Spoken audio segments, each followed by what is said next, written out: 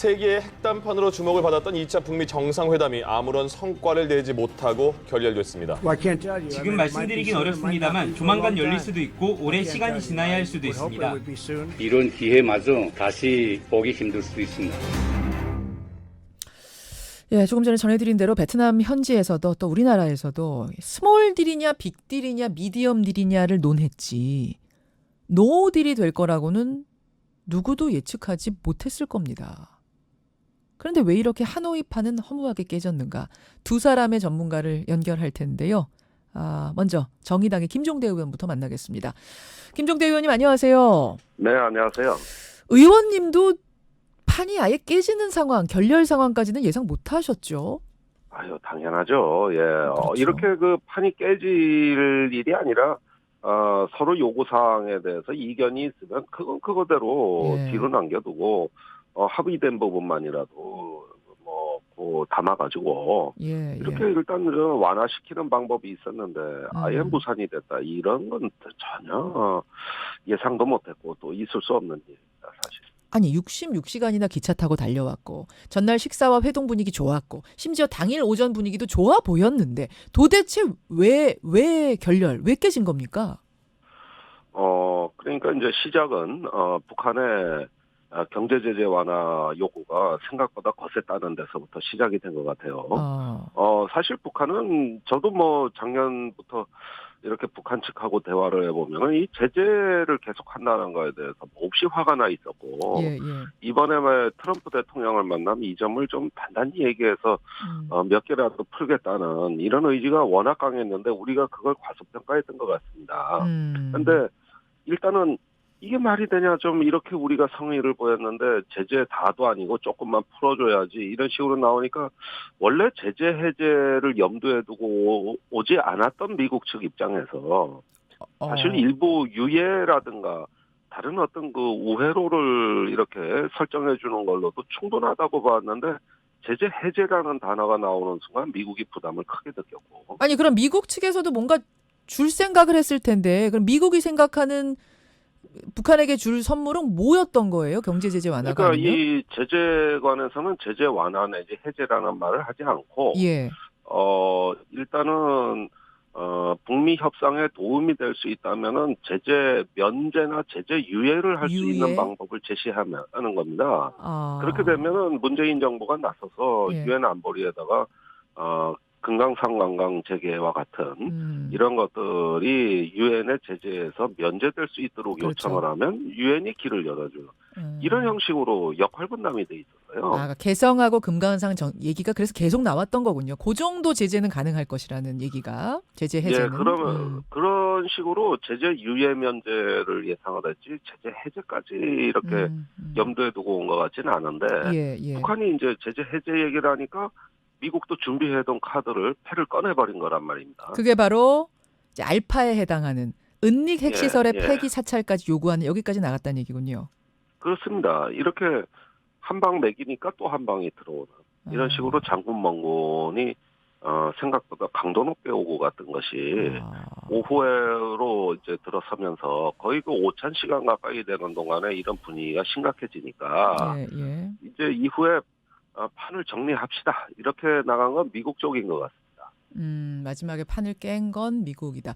아니 근데 이게 지금 정상들이 만나가지고 처음 얘기한 게 아니라 누굽니까 저기 비건과 그러니까 특별 대표들 사이에 이야기가 계속 오갔던 거잖아요. 물밑 협상이 계속 있었던 거잖아요. 김혁철 비건 라인도 있었고 각종 라인들이 네. 작동해가지고 다 조율해놓고 트럼프 말대로 합의문도 이미 써놨다라는 얘기까지 나올 정도로 빈칸 몇 개 남겨두고는 뭔가가 됐던 건데도 불구하고 이렇게 깨질 수가 있습니까?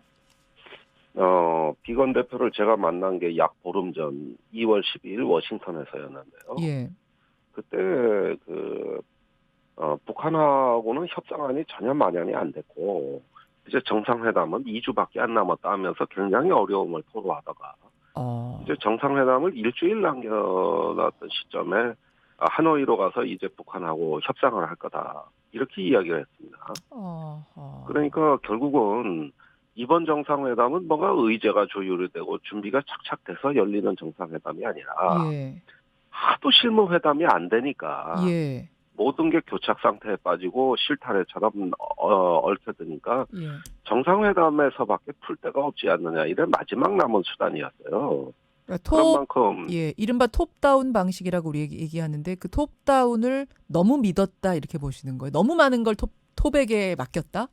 그렇죠. 모든 그 실무적인 회담이 부실한 가운데 정상회담의 로드가 너무 많이 걸려버린 것이죠. 아, 부담이 그래서 로드. 예, 네. 탑다운도 적당한 탑다운이래야지 뭐 모든 걸 탑다운으로 다 푸는 식으로 몰려가고 있었단 말입니다. 예, 예. 근데 하노이 회담에서는 성과가 없었던 게 아니라 그 실무회담에서는 그래도 한 서너 가지 정도는 북미 간에 그 합의 본 게 있습니다. 뭐 제가 보기엔 연락사무소 설치 같은 예, 거라든지 예, 예. 뭐 이런 것들은 합의가 다 된 것 같은데 경제 제재와 비핵화라는 두 가지의 핵심 담론의 충돌이 여전히 해소 안 되면서 다른 걸 압도해 버린 것이죠. 다른 것이 다 망가져 버린 상태. 그러니까 정상들이 이제 우리가 주워 담아야 되는데 가만히 생각해 보니까 이렇게 하고 돌아갔다가는 또 비난이 엄청나게 쏟아지고 트럼프 대통령이 지금 정치적으로 너무 취약한 시기라서 그렇죠. 어떤 자신의 적극성 또 재량권을 더 발휘할 수 있는 여지가 대폭 잠식돼 버렸어요. 자, 제가 그 부분 질문 드리려고 했어요. 뭐냐면 제가 궁금한 건 그래요. 네. 양쪽이 이제 좀 사전 준비가 미흡한 상태에서 톱다운 방식을 너무 믿고 만났다가 쌍방 간에 무리한 요구를 하면서 판이 깨지게 생겼습니다. 합의가 안 되게 생겼습니다. 그렇더라도 66시간 기차 타고 온 게 있고 20시간 비행기 타고 온 게 있고 이런 상태에서 쉽게 말해서 모양 빠지지 않게 하기 위해서라도 어느 정도 그럴듯한 합의문이라도 하나 내놓고 선언이라도 하나 내놓고 헤어질 수 있잖아요. 뭔가 추상적인 어떤 평화를 원한다, 비핵화까지 함께 노력하겠다라든지 이런 추상적인 선언문이라도 하나 내놓고 악수하고 헤어질 수 있었을 텐데 그렇게 안 하고 지금 보면 트럼프 대통령이 그냥 판을 깨고 그냥 비행기 타고 가버렸단 말입니다. 이게 상당히 이례적으로 보이거든요. 그러니까 트럼프 대통령 쪽에서 판을 그렇게 깨고 일찍 정리하는 어떤 모양이 선제적으로 나왔다고 봐야 되겠죠. 그렇죠. 예, 그런데 그건 김정은 위원장 기차 66시간 타고 온 거 맞습니다. 그리고 예. 잘해보려고 그랬던 거 맞는데 예, 아예 내가 먼저 갈게 이랬던 건 트럼프 대통령이란 말이죠. 그렇죠. 이 무리한 요구를 누가 더 먼저 했냐, 누가 더 무리했냐 이건 차치하고 어쨌든 먼저 돌아간 거, 먼저 판을 깬 건 트럼프 대통령이죠. 그런 모양으로 비춰지죠. 다들 선제적으로 먼저 예. 기자회견도 먼저 하고 비행기도 먼저 타고 가고 모든 정황이 그렇지 않습니까? 예. 그런데 그것은 지금 트럼프 대통령한테는 대단히 불행하게도 예. 이 너무나 국내 정치에서 거의 뭐 탄핵 위기에 몰렸다고 미국 언론이 얘기할 정도의 그 정치적인 궁지에 몰려 있는 상황이에요. 너무나 취약한. 예. 그리고 트럼프 대통령이 기자회견 때도 얘기했어요. 이 중대한 회담 때 그래 미 상원에서 청문회를 여나 며칠 좀 연기라도 하지. 그랬죠. 이러면서 본인이 미국의 그 상원에서 자신의 스캔들에 대한 청문회가 열린다는 게 부담스럽다는 거를 예. 어제 기자회견 중에 여과 없이 드러냈습니다. 드러냈습니다. 예. 그러다 보니까 이제 또 어떤 부실한 합의를 해가지고 미국에 가서 또 쏟아지는 비난의 웃음거리에 지금 스캔들에 이런 것들을 감당할 수 있었겠느냐. 이런 점들이 결국 트럼프로 하여금 짐을 싸는 행동으로 이어지게 만든 배경을 이루고 있다는 것이죠. 좀 어설프고 추상적인 합의문이라도 내고 갈 수도 있었을 거다. 평상시 같았으면. 하지만 네. 그것조차 하지 않은 건 너무나 취약한. 이렇게 하고 돌아가면 정말 미국에 가서는 완전 설 자리가 없어버리는 그 취약한 현실. 무능력자, 뭐 거짓말장이, 뭐 사기꾼 이런 말이 나오는데 거기에 무능력까지 예. 더 씌워지는 것이고 지금 워싱턴의 분위기라는 거는 예. 트럼프가 대북 협상을 하면 언제든 흔들어버리고 물어뜯어버리는 이런 분위기예요. 그래서 백악관에서는 미국 트럼프 대통령의 대북 합의를 이렇게 조롱하고 비웃는 사람들을 방화범이라고 부르더라고요. 방화범. 언제든지 백악관에 와서 휘발유 뿌리고 불사지를 수 있는 사람들.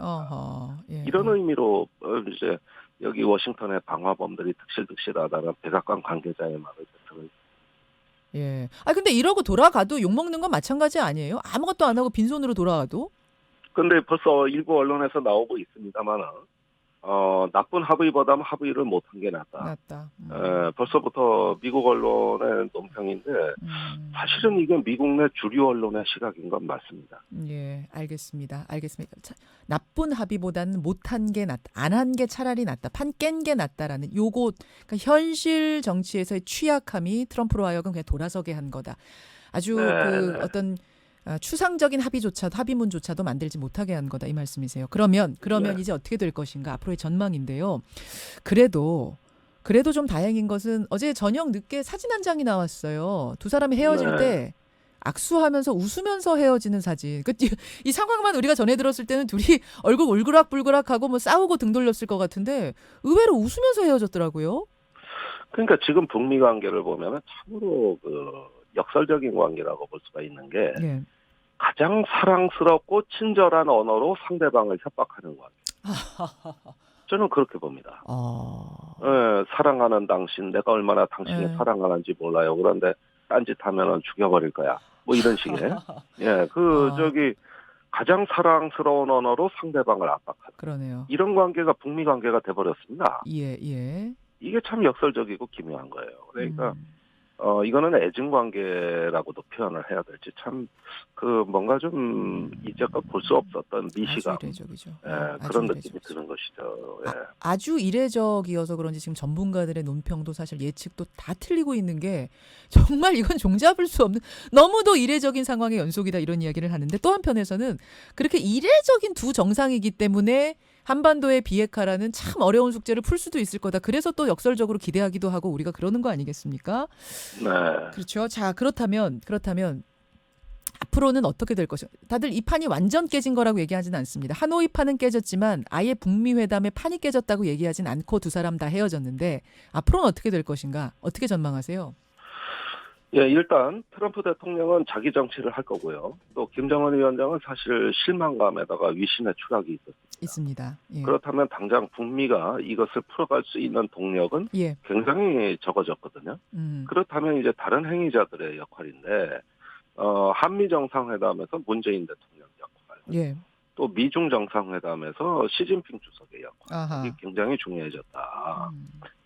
사실 이란 핵 협상도 이란의 옆에 있는 오만이라는 나라의 국왕의 적극적 중재 외교가 없었으면 핵 협상이 타결 안 됐었거든요. 이제 다시 중재자 쪽으로 공이 넘어온 겁니다. 그러니까 북미 당사자를 조금 더 협상장에 오래 붙들고 생산적 회담으로 이끌 수 있는 중재자 역할이 중요해졌는데, 문재인 대통령의 역할이 이제 또다시 주목을 받게 될 거예요. 근데 이번에도 사실은 중재하려고 굉장히 노력한 거 아니에요? 트럼프 대통령하고 전화할 때 우리한테 우리가 뭐 경제는 도맡아서 도와주겠다 이런 이야기도 하고 금강산 개성 관광 재개 얘기도 사실 북한 입에서 한 번도 안 나왔어요. 미국 입에서도 한 번도 안 나왔어요. 하지만 우리가 한 거였거든요. 그런 것들도 뭔가 운을 띄우면서 중재를 해보려고 노력했던 것 같은데.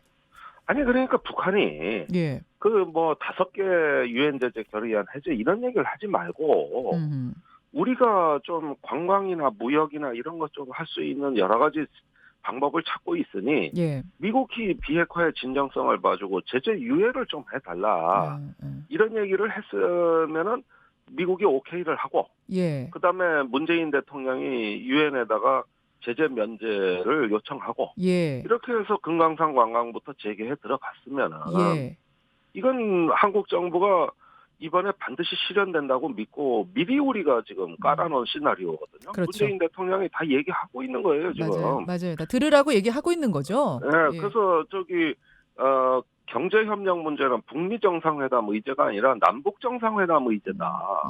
그래서 우리가 주도적 역할을 하겠다. 이러면서 트럼프 대통령한테 문재인 대통령이 전화로 뭐라 그랬습니까? 우리가 떠맡겠다. 이렇게 얘기하지 않았습니까? 알겠습니다. 이쪽으로 넘겼어야죠. 알겠습니다. 그런 아쉬움이 지금 남는 겁니다. 김종대 의원님 여기까지 일단 말씀 듣죠. 고맙습니다. 네, 감사합니다. 김현정의 뉴스쇼는 청취자 여러분의 참여로 이루어집니다. 트위터, 페이스북, 레인보우 게시판, 그리고 단문 50원, 장문 100원의 유료 문자 샵 1212, 우물정 1212 통해 참여하실 수 있습니다. 김현정의 뉴스쇼, 여러분과 함께 만듭니다.